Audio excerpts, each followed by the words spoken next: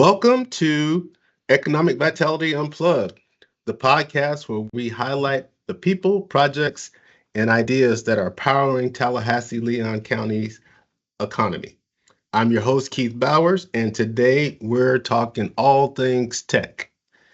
Our guest is Bryan Gibson, founder of i2X Solutions, a nationwide business and technology consulting firm headquartered right here in beautiful Tallahassee-Leon County.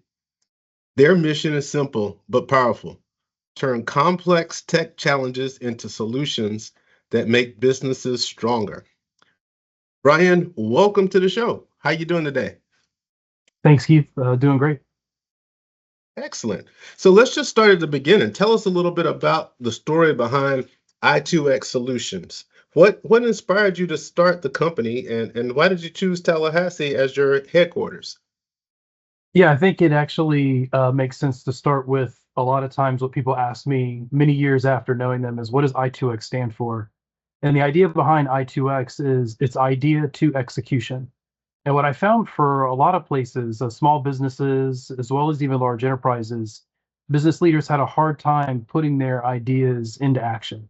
Whether it was a stint where I worked at with the state or large international software development companies, and then starting to interface with local and small businesses just through experience, found that that's really kind of the struggle when the rubber meets the road.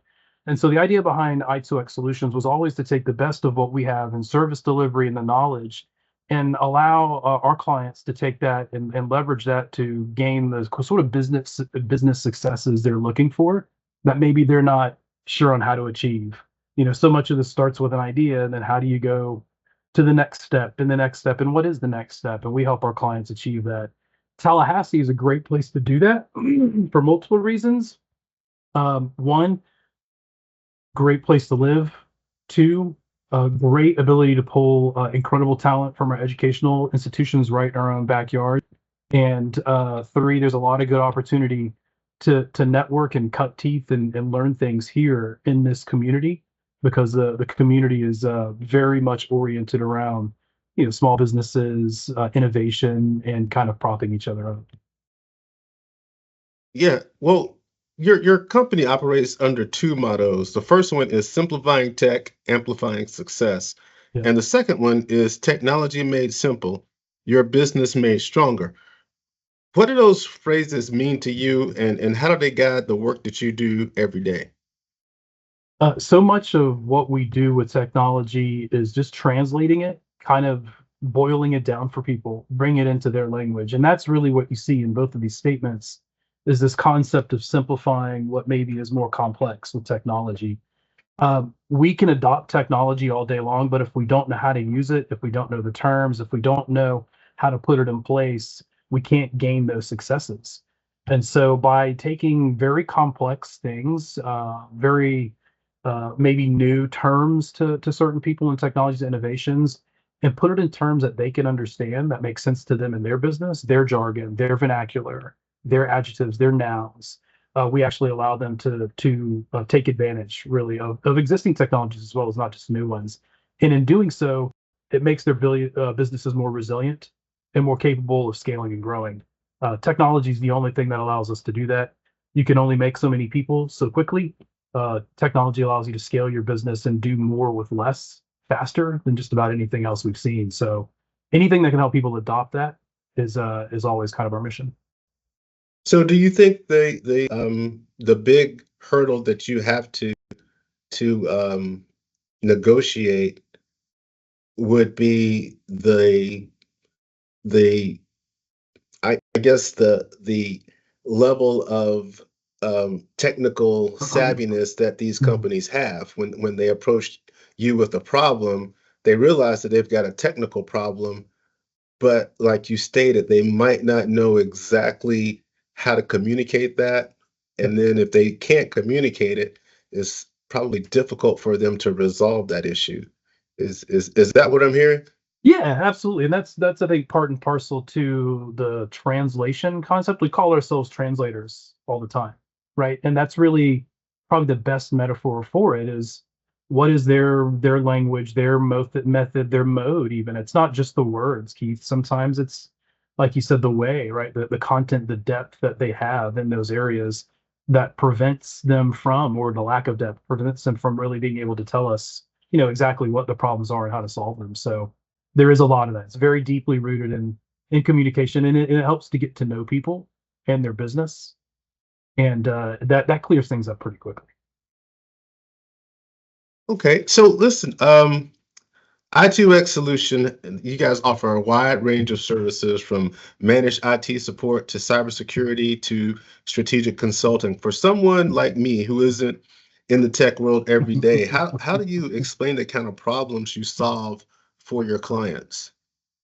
Yeah, we help them take advantage of existing technology. So you're using Google Workspace, you're using Microsoft 365, you're about to hire 5, 6, 7 more people, come up with a hiring program that's going to require you to set up new accounts, get them new computers. It's going to require them to set up and fill out new W-4s and I-9s. That's going to create a bunch of coordination between maybe different departments, payroll, HR, et cetera, within your organization. And you know that this is a problem that doesn't scale with where you are in your business. We can help you, right? So we help you take advantage of some of the technologies that you may already be invested in that you didn't understand can automate some of those processes. So automation, taking advantage of things like Office 365 and specifically things like Power Automate to pick up and do automated workflows. So when emails fire off or particular events or trigger happen, a user gets an email with an I-9 to fill out, with a W-4, et cetera. And so that's just an example of one way that we can help people take a business process that maybe is very manual and human intense today and use their existing technology to make that faster, easy, scalable, et cetera, find those efficiencies. We even build new solutions for people, right? So we go as far as complete custom software development and everything in between. Okay, so it's customizable. That's excellent. Yeah. So you use technology that they may be that they may have access to, and then also Already. you solve for solutions that they might not have a app or software application that will do what they the task You or got it. the task that they want them to do. So that's pretty cool. So cybersecurity, we hear Mm. about it all the time. Isn't it Cybersecurity Month this month? It is. Yeah, Absolutely. so Yep. happy Cybersecurity Month, Yeah. everybody. Change your password. Lock your doors, lock your cars. Yeah. Yeah.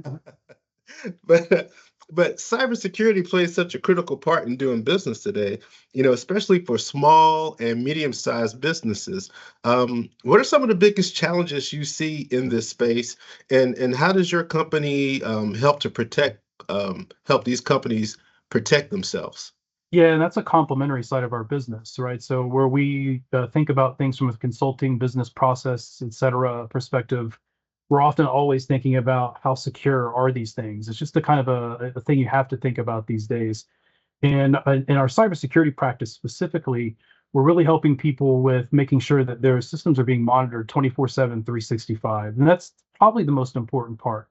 Making sure that your laptops, your desktops that you have that we're all familiar with, but also all of your cloud and other kind of componentry that make up a business today. Technology footprint for business today is very different than what it was 20 years ago. Securing that is very different than what it was. It's even very different than what it was just 10 years ago or 5 years ago. And so being able to provide a comprehensive cybersecurity solution today has to follow that level of complexity. And that's one of the things that we do. Again, helping to understand what business you're in, what type of business you do, what processes you have, where your data sits, what applications do you use, where do your users sit? Do you have a remote workforce versus a hybrid workforce first versus in the office workforce? All of these things come into play. And so we do effectively comprehensive, audits and looking at where all these things lie, and then provide you with a cybersecurity solution that at least covers the basis of what we would consider, necessary, and then go above and beyond that with any kind of regulatory or other compliance items that you need. So with your work, you work with clients from, across several different industries, from law firms, financial services, nonprofit, professional services. What are some of the unique technology needs in those industries, and how does your company provide solutions that fit their needs? I would say I could share this here, I guess, is the dirty little secret, right? That everybody always thinks that they're the ones, they're the industry that's really far behind. Everybody's far behind. That so just to get the one thing out, right? Every industry feels like, from a technology perspective, we're in the law firm industry here. Law firms constantly say they feel like they're behind, right, in technology, and banks and fintech feel like they're behind. Nonprofits feel like they're behind. To be honest and to be blunt, everybody's behind. Things are changing so rapidly today that every industry we see is having a hard time keeping up. And they're all struggling in very similar ways. I think the AI revolution that we're seeing kind of wash over everything right now is really evening out some of that pain kind of across everybody in terms of software and disruption and change. But there are some specific things. The professional services firms, on the law firm, accounting firm, that side of things, people are typically more office bound, desk bound. There's a lot more remote work we see in those types of organizations. And what we also see from that is a need and a more vigilance around end user security, watching end user patterns and behaviors. Uh, Different industries that are typically more manual labor, some of the construction or the on-site assembly, kind of like manufacturing, where you have people concentrated in an office or an area that like that. They don't need as much of that remote kind of monitoring and connection. So there are some nuances and differences, but to be honest, we really try to treat every industry the same. There are basic cybersecurity tenets and practices that everybody should be practicing, and I don't think we've come across any industry that does it perfectly. And we all have a lot of catching up, even within IT ourselves. Wow. So even IT companies Yeah. struggle to stay ahead. Well, you do. I mean, it's an arms race. Let's be very clear. What's going on with cybersecurity is an arms race. Yeah. I do presentations on this all the time. I've probably given the cybersecurity one 12 times this year. So if you see me coming up, feel free to join any of those. But uh, it's an arms race, and once the genie was sort of let out of the bottle, it's constantly this battle going on and on again. So just to give you a quick example, when ChatGPT came out, which I'll remind everybody, ChatGPT is 3 years old in November. 3 years old in November. This coming November, it's only going to be the rightful age of 3. A year and a half later, I was at a cybersecurity conference, or as a financial examiner conference, doing a presentation on cybersecurity with a gentleman, and I announced to the crowd that a new version of ChatGPT had already come out. It's called Worm GPT. Worm GPT was trained on all the bad stuff, all the internet. They took the open source version of what led to ChatGPT, and they trained it all on the bad stuff on the internet. So what does that mean in terms of us having to keep up? Well, that meant that all of a sudden, some large language model, they could type a question into and get code to start taking advantage of our customers or clients. Wow. That changes everything for us Yeah. really quickly, almost overnight. That's amazing. So in the technology consulting industry, you face a lot of competition. I mean, you've got applications, you've got different companies in the field. I mean, it's hard to have a conversation or take a look at anything on your computer or your phone without being inundated by companies that are in the tech space saying that they can solve problems for you. So what's your unique selling proposition? What's your competitive advantage? And what's some of the feedback that you hear from your clients? Because I'm pretty sure they've seen it, a lot of what I'm discussing right now. Yeah, there's really two things that we feel that we kind of revolve around uniquely. Technology is technology. There is a lot of competition, as you mentioned, but we are very personal in our approach. And the intention behind that is that behind every technology problem you're solving, every printer that won't print, every Wi-Fi that won't connect, every server that goes down, every ransomware attack that shuts a business down, there are people. There are people behind that problem, and those people are being affected. So behind every technology problem, there are frustrated humans. And when we walk into a business as a human and we see there with those other people, and we sit there with those other people, you'd be surprised at the amount of information that we get back, the amount of trust that gets built, and the amount of additional knowledge that provides us around how to serve them better, how to solve the problems that maybe they hadn't, let anybody else know about before. It also creates a relationship that allows them to report suspicious or other types of activities, to be a little bit more, if you will, involved in the entire cybersecurity process. And we do that by actually putting a person in your office. So where the rest of the world is kind of going remote, and technology is very easy for us to say, we're going to go remote and be 100%. We'll provide you all the help desk you want, as long as we never set foot right in your office. Don't have to roll a truck. Don't have to call a dispatch. Don't have to do any of that kind of stuff. No, we actually set up office hours at least once a week in your office. A human comes by, you get to talk to another human about technology. Oh, now I tell you what, that will hunt all day, because it is so very frustrating. I mean, going to a website trying to get technical assistance for a software application, they immediately give you they want to send you to an article and then say, okay, well, did this solve your problem? And if you say no, then they put a chat agent on, and it just becomes this loop, where you're just kind of spinning your wheels. But having a person there that can see exactly what you're doing in real time, and there's only so much that you can communicate via a chat bot. So yeah, I can see why you have a very unique selling proposition, because that's not common in the tech space. We put the people in the tech, right? We got to remember to put people in the tech. And the last thing is we're proactive in our approach, right? So what we deliver, we're monitoring and we're looking out ahead of the game. All right. So we're making sure not just that computers and PCs are protected, but people are protected. We're searching things like the dark web to see if somebody's already stole your information and you don't know about it. We know that before you do. Right. So being very proactive in our approach to cybersecurity, to not waiting for something to happen, taking steps to close the doors that were open, lock the windows that somebody just, let the breeze through, and do that kind of regular monitoring that should be being done in order to make sure your house, your assets, those types of things are locked up securely. Regularly. Yeah. So let's shift gears a little bit, and talk about Tallahassee. You could have built your company anywhere, but you chose to keep your company headquarters here. From your perspective, what makes Tallahassee-Leon County an appealing location for technology companies? I would say, I'd have to speak from, my personal perspective. Talent is easy, very easy here for the types of professionals in the tech world that I'm looking for. We have two universities, and I consider at one point the state's largest community college, now state college, right in our backyard.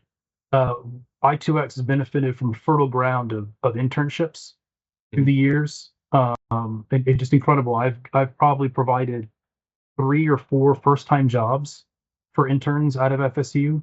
I'm happy to say all 3 to 4 of those people over the years have flown the coop and gone on to bigger and better jobs.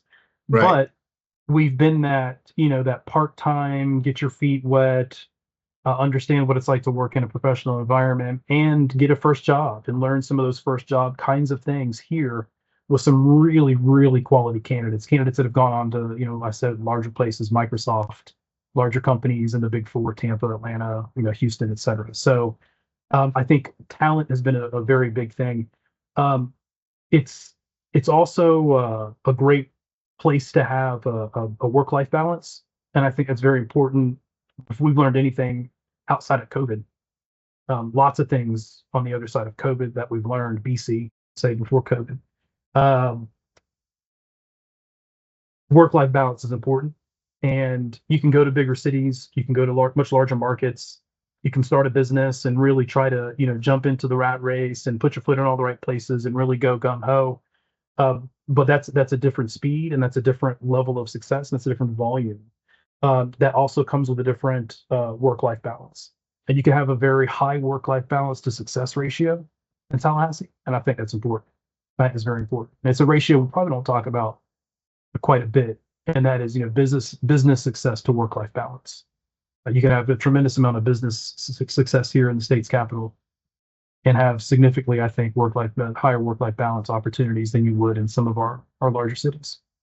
Yeah. Well, hey, we got to get you to start doing commercials for Tallahassee. I'm involved, man. I love Okay. the community. Yeah. I came here for school and never left, right? I came here for FSU. Yeah. It's So beyond your client work, your company also plays a role in strengthening the local economy. How does simplifying technology and improving cybersecurity for local businesses help the broader community, in your opinion? Well, I think it just, in some ways, it spreads the knowledge, right? Talking specifically about cybersecurity, the things that we need to be safe in daily life now. It's not just businesses that are targeted; it's all of us that are targeted.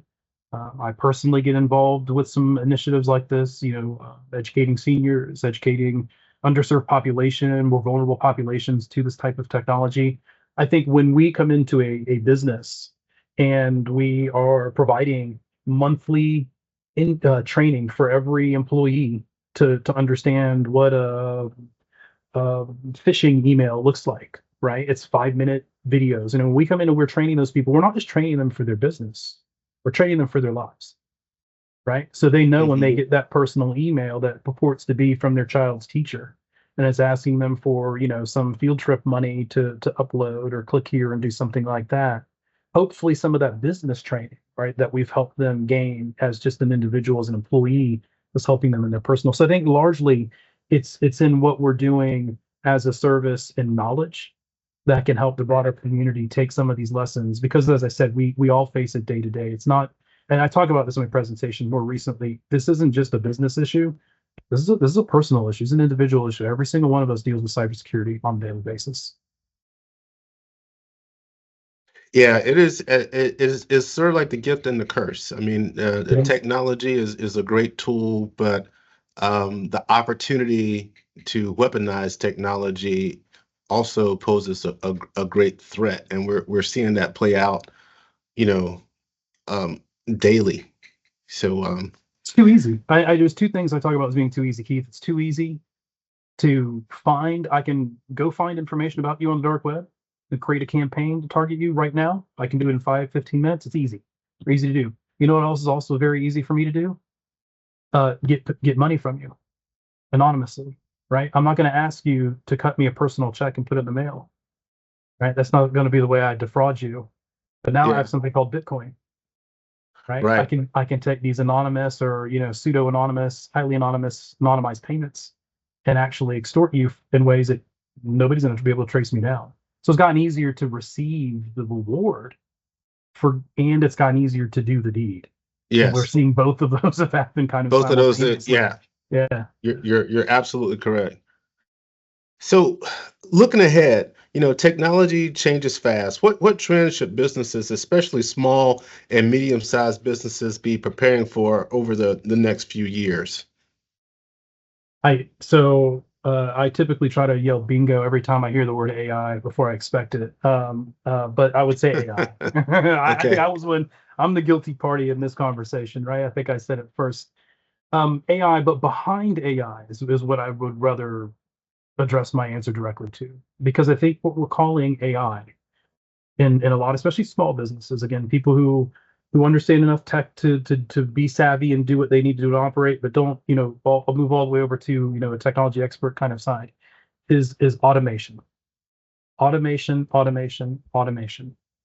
For decades, the largest enterprises in the world have been working toward automating their business processes. Every Monday, Keith, I've got to come in and I've got to open these 3 spreadsheets and I got to move data from here to here. I got to save those spreadsheets, put them in another folder so that Jane can pick that folder up on a Tuesday and do a thing. And for decades, enterprises have been building tools and technology to take that mundane, menial human task and turn it into a script, an automation, right, of some sort. Those tools have now become so democratized and so inexpensive that small businesses can afford them. Small businesses can adopt them. relatively easily. What's been masked with the AI, kind of everything that's gone on, is that AI is doing some of that automation, and that's really where some of the power is. It's not that AI necessarily is smart and it's can give us great answers. It's when it can do things for us that we really see kind of our eyes light up. And when doing things for us comes to play, it's automation. So what I mean by automation, I have data that I get every day, and I have a human, somebody's role in my company is to take that data every morning, that report, do some beep, boop, beep, or some changes, and then send it out to somebody else to do that. That takes that person 4 hours every week, once a week. If I take and create a Power Automate automation that's free from Microsoft, that will trigger when the email comes in, download the email and put it in the folder, we'll open the Excel document that was on the email, we'll make the changes that need to be made to the Excel document, we'll generate the other email and send that email out to the next person, all automated, and it takes 4 minutes versus the human taking 4 hours. That's where we're seeing huge small business benefit to technology increases. And that's kind of hidden under the AI umbrella. So I want to peel it back a little bit and really talk about it. Automation and the tools that we can use to automate have become so inexpensive and so accessible. We've heard about no coding, programming without programming, right? This concept of dragging and dropping to program. That's what this is. That's the benefit that this provides. Is now I have senior vice presidents of non-tech companies going out using AI and automation tools to build websites for their company, to build web applications for their company. These are people who have never written code before. And they're going out and building automations to take data from here, put it there every Tuesday so that Sally or Steve doesn't have to do that anymore. And now I've saved 16 hours, right, a month of work. And that's important to a small business because you want to be effective, and you also want to be in terms of the deliverables that you're providing and the services that you're providing for your clients. But at the same time, you got to be cost effective too, and saving time is saving money. I mean, it is razor thin margins. Small businesses, we operate on razor thin margins, right? Everything's highly volatile. Any cut that we can make. I mean, there are projects that I quote. I talked about doing software development. If I was going to quote software development jobs, some of those would be 100, 200, 300-hour jobs that we wanted to do. With AI and automation tools, those can be done in a tenth of that time. And it's not just by me, who's a professional. It could be by anybody. Yes. Yeah. Well, I think every small company needs to embrace AI because it's such a it's here to stay. Yeah, it's here to stay. You're right. It is here to stay. So we're getting to the end of our show, and to wrap things up, I want to do a quick lightning round of short questions, short answers. So here we go.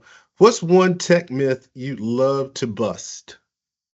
One tech myth that's out there that you would just love to debunk. It is so much harder to break a computer than people think it is. Okay. It is so much harder. If people have this, they walk around with this fear that if I click on the wrong button, it's gonna blow up, and it is so recoverable. There are 99.9% of the time we can undo anything you've done. Okay. What's your number one piece of advice for small businesses managing IT challenges? The number one piece of advice, I have like a top other than calling you. Yeah. I would say the easiest is probably over purchasing or under leveraging technology. If I'm keeping this just purely as a small business plus tech answer, right? I've seen lots of small businesses buy too much tech, and they have way too much, and it's cost just out the door, right? Focus on your business, not on the technology. Technology doesn't solve your business problems. It's there to augment and to kind of be that support for them. It's not meant to solve them all. Oftentimes, business problems are the cause. So don't overbuy and don't under leverage. If you've bought Salesforce.com and you're willing to pay that, and you got it in your budget, use it. Use it to automate what you got to use and do the right things in your business. Very good advice. And finally, what's your favorite spot in Tallahassee where you go to unplug? Hmm. Um, I'm gonna give a generalist answer, but it'll be kind of an interesting shout out too. I'd say outside, and I'm gonna say outside in any one of our incredible parks because my neighborhood backs up to Maclay State Gardens, and so we have a lot of nature, a lot of wildlife, and this area is 55%, I think, forested. The metro area, which is kind of unheard of for a metro area, nature, outside, backyard. I love Yeah. to be in the woods. I was talking with somebody the other day who also loves Tallahassee, also like me, was not from Tallahassee, and I grew up on the coast. I grew up surfing and doing lots of water sports stuff. So it's odd for me to feel landlocked. I called it's like having a forest ocean, if you will, Yeah. be out amongst the trees and amongst the wildlife. So for me to unplug, it's really because I'm in tech, nature. Nature. Can I find the most anti-tech thing, right? That To makes be sense. right. That makes perfect sense. So, Bryan, I want to thank you for joining us today and sharing your story. It's inspiring to see, a homegrown Tallahassee company making such national impact, at the same time while contributing to our local economy. So to our listeners, thank you for tuning in. And Bryan, can you want to maybe provide your website for those our listeners out there that may want to contact you directly? Sure, it's i2xsolutions.com, www.i2xsolutions.com, or just i2xsolutions.com. Excellent. So again, can't thank you enough during Cybersecurity Month coming on and sharing your insights with our listeners. And to our listeners, thank you for tuning in to Economic Vitality Unplugged. Be sure to follow us for future episodes as we continue to highlight the people and the companies driving growth in Tallahassee-Leon County. Until next time, stay innovative.